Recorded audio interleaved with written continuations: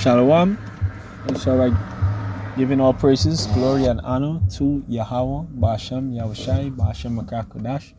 Double honors to the apostles and elders of Great Millstone. Sanitation to the hopefully elect. Let's pushing this word in the four corners, the highways and byways. Once again, all praises, glory, and honor is due to Yahweh, Ba'ashem, Yahushai, Ba'ashem, Makakodash. Brother Zakaria here with another lesson.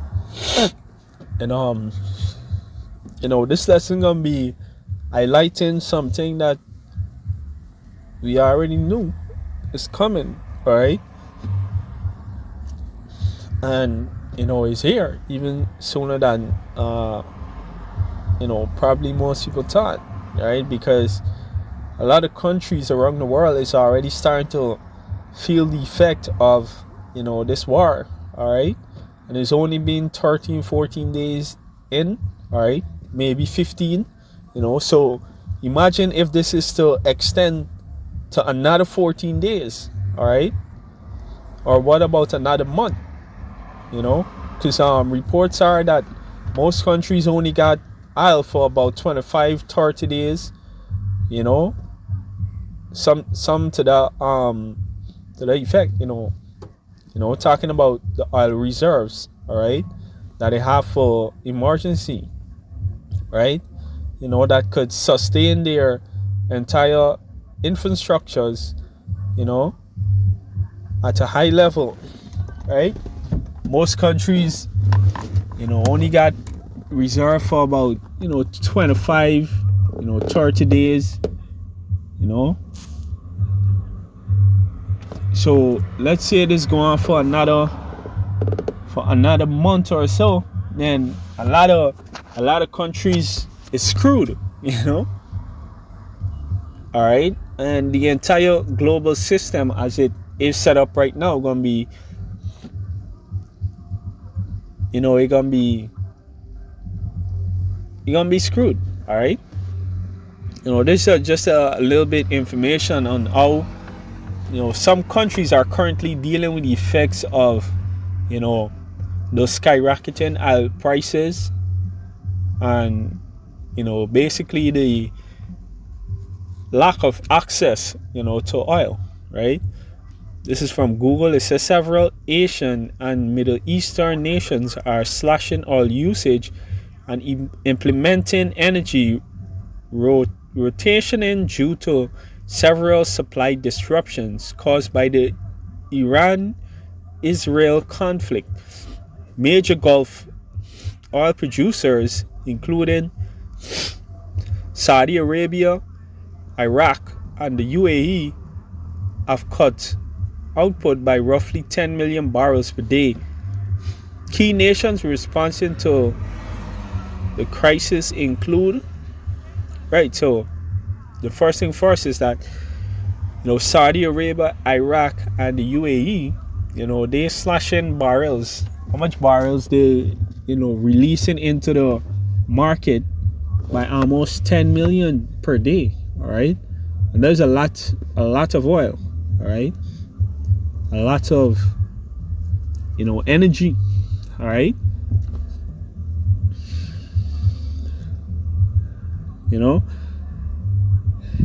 It says Sri Lanka implemented fuel rationing and mandated work from home days for public officials.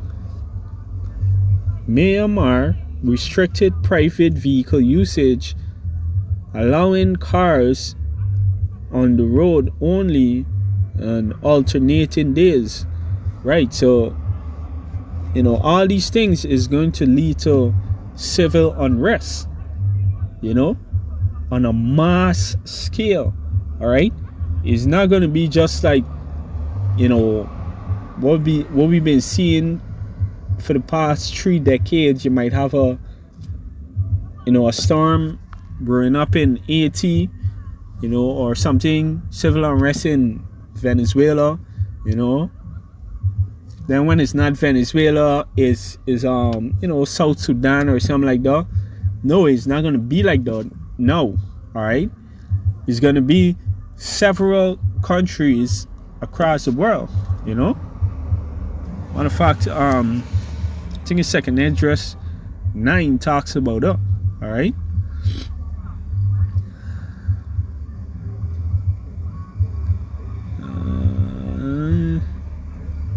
Uproars of the people.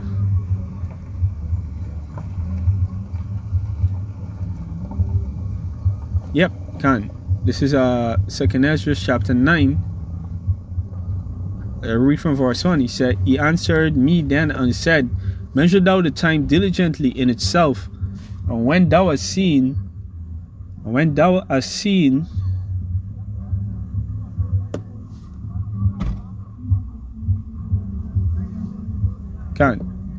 seest part of the signs past which I have told thee before, then shalt thou understand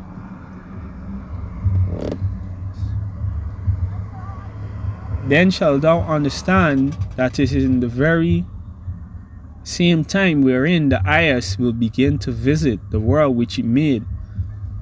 Therefore, and how do we measure the time? Measure the time with the prophecies, all right? That's the only correct measurement, all right? So now that you see World War III, storming up, and now that you see that the MOTB is at the door, all right? And these are all prophecies, then it is the very set time that the eyes will begin to visit the world, all right? Meaning when he's gonna, send his son again, all right? Right? And even unleash certain punishment upon the earth as well, all right? It says, verse 3, therefore, when there shall be seen earthquakes and uproars of the people in the world, right?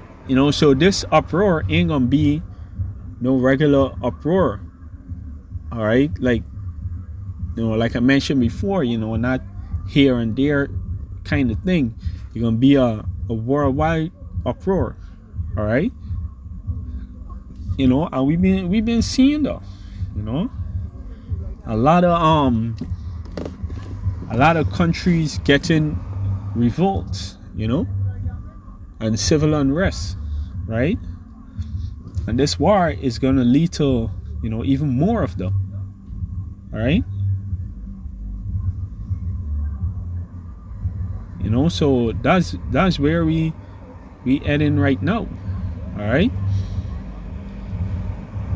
Second Esdras 9 and verse 3, right? Verse 4 says, then shalt thou well understand that the Most High spake of these things from the days that were before thee, even from the beginning, all right? Yeah, because these things are all prophecies, that was prophesied to happen, all right?